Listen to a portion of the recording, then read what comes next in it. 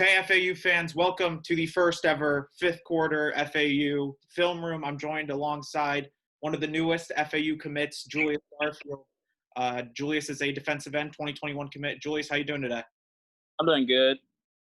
Obviously, I want to begin by talking about your commitment to FAU. What made you commit to FAU?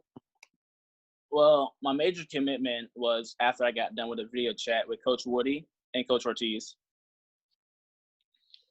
Obviously, throughout your film, and we're going to jump into a few plays here, but one thing that really stood out was you played a lot of stand-up outside linebacker as opposed to, hand your dirt defensive end. What differences have you seen between playing maybe hand in the dirt as opposed to, or as like an outside linebacker as opposed to a defensive end? I would say my huge difference is that either one I do, I'm comfortable with both. So I'm perfectly fine doing either position, and I'm fully ready to play. Obviously, there's a lot of different things around FAU, and last year they went 10-2. Obviously, and now the new head coach in Willie Taggart. How excited will you be to potentially play for a head coach like Willie Taggart that has that Power 5 experience at Oregon and FSU? I'm beyond excited. I met him before when I went to FSU camp, and now that I'm going to his school and he's my new head coach, I'm way beyond. All right, let's jump into this film. Let me just share my screen. Junior season highlight film. You're at the top of the screen here, and one of the things that really stood out about this play was your high motor. You seem to really get to the quarterback and kind of keep working even if you don't get them at the first try. Obviously, let's start off this play.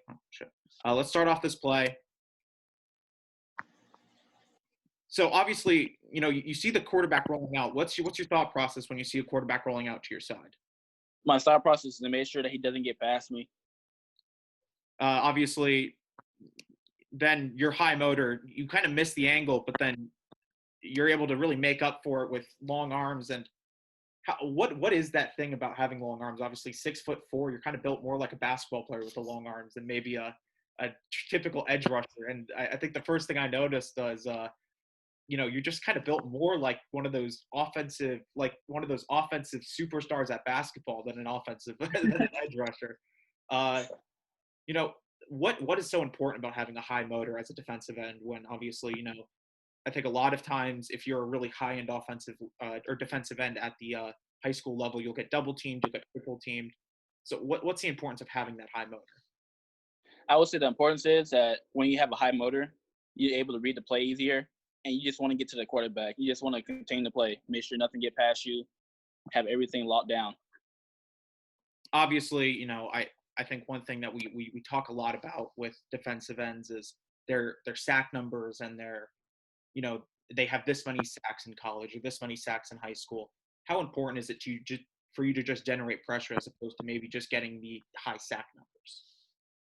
I would say to me it's very important because I want to make sure that my DBs, linebackers, and everyone else make sure that they don't have to worry about me messing up the tackles or messing up and giving QB time to make plays. Awesome. So let's jump into the next play from this game. Obviously, we'll jump in this play right here. Same game. Now you're at the bottom of the screen. And I think one of the things that really stood out about this play was your ability to react. And so obviously you're going to face this double team block right here with the running back and the offensive tackle. What are you thinking when you see that double team block? And obviously it kind of got you cornered on both sides, and you just got to try to figure out a way to make a play. I was thinking that either if I have to go through them or go around one of them. So I was trying to make sure that I didn't give up too much space to let the QB get out. And then obviously one of the most impressive things I've seen, this little sidestep slide in. Was that something you practiced, or was it just, let's try it, let's see if it works? No, sir, it was something we practiced. My coach made sure that we practiced that a lot going against double teams. And then obviously you finish off with the sack. And again, the long arms, the ability to finish tackles. How much do you truly practice tackling, or is it just something that's innate to you and kind of you just know how to do it by now? It was something that innate, that comes with me, but I made sure I practice it all the time, make sure I never miss a tackle if I have to.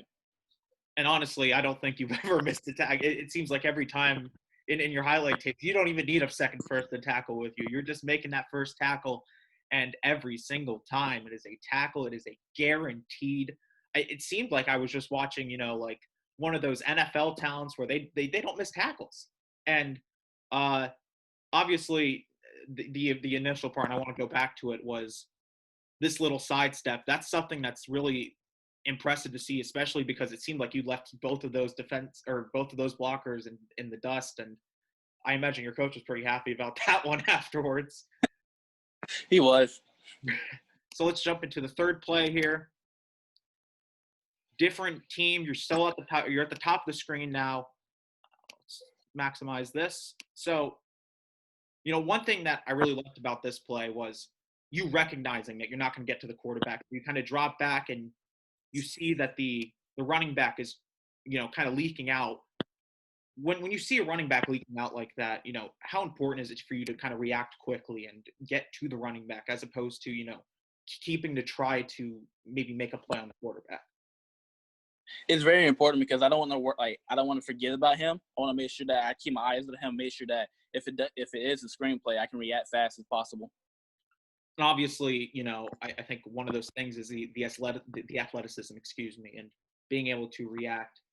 Obviously, at 6'4", I think a lot of people are going to count out your athleticism compared to maybe some smaller defensive ends that really built their game based off athleticism. But how athletic do you truly think you are at the college level? I would say I'm athletic enough to become a starter as a freshman.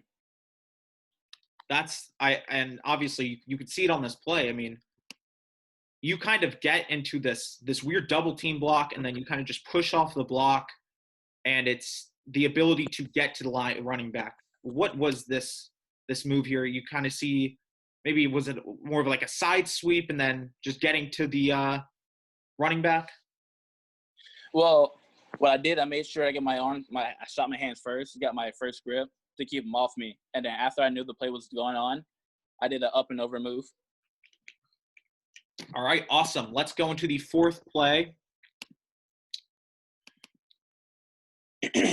This one is against Centennial, and this was one of the things that is really impressive about your play, and the ability to create plays even when you're not going to get pressure. And we talked about it last play with the ability to react to the screenplay, and now it's using those long arms to disrupt the ball. And obviously the tip is something, and it's leading to the interception.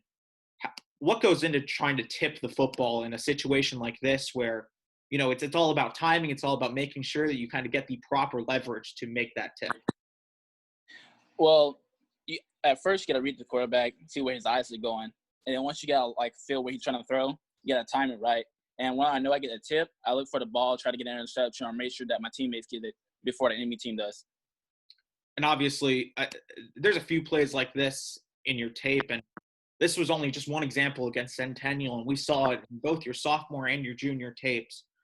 How important is it for you to kind of create those plays, even when, it's just disrupting the play in terms of just a tip down?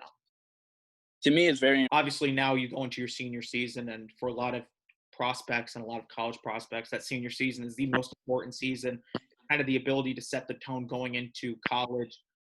What are you working on to make sure that your senior season is better than what your junior season was? I'm working on better footwork, better hands, and I'll make sure I'm getting faster and faster every time. Awesome. Obviously, thank you, Julius, for hopping on. And Julius, do you mind plugging your Twitter so that FAU fans can follow you? My Twitter is Julius Barfield 1. And obviously, I think everyone. I think I speak for everyone to say that we're excited to see you in Boca Raton, and we're excited to see you hopefully disrupting quarterbacks in the Conference USA in the future. Julius, good luck this upcoming season, and good luck in the future. Thank you.